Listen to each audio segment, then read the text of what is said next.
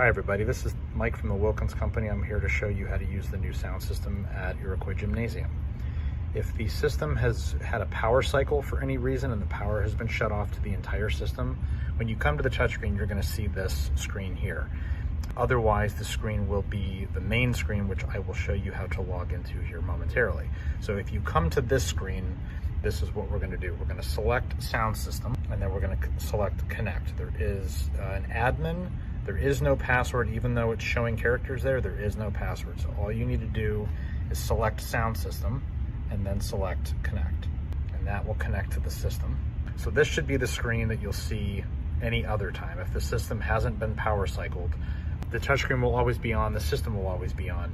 But if the entire system is power cycled, you will see that screen. Otherwise, you're going to come to this screen right here. So we've got 3 different screens here. The input volumes are exactly that. So these are all of the volumes for all of the inputs around the room, and we'll show you what those are momentarily. This is our Bluetooth, music, handheld 1, handheld 2, mic 1, mic 2, and mic 3. You can grab any of these faders and you can turn them up or down. The next tab is going to be our zones on and off. So this is our bleacher zone, this is our floor, and this is our balcony. So when these are hollowed out like that, they are off. When you select them and they light up with the color, they are on.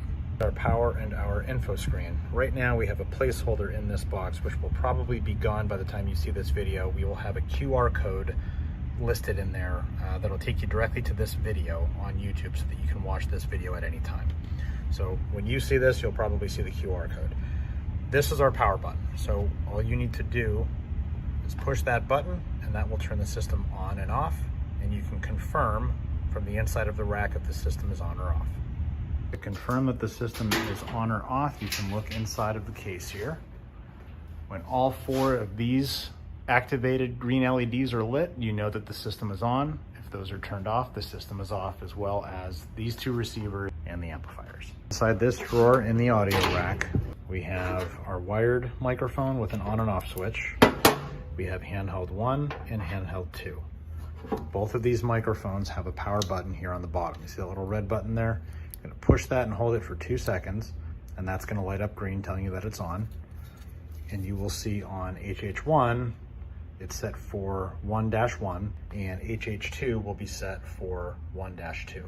Once the handheld is on, you can use the volume controls on the touchscreen to raise or lower the volumes.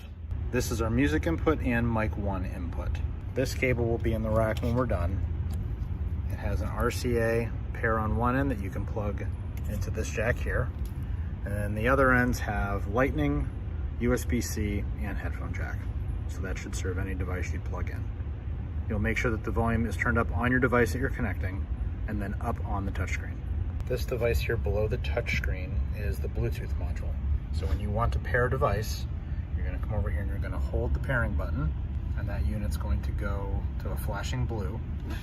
And you'll come up to your device, make sure Bluetooth is turned on, and then RDL BTFA will show up.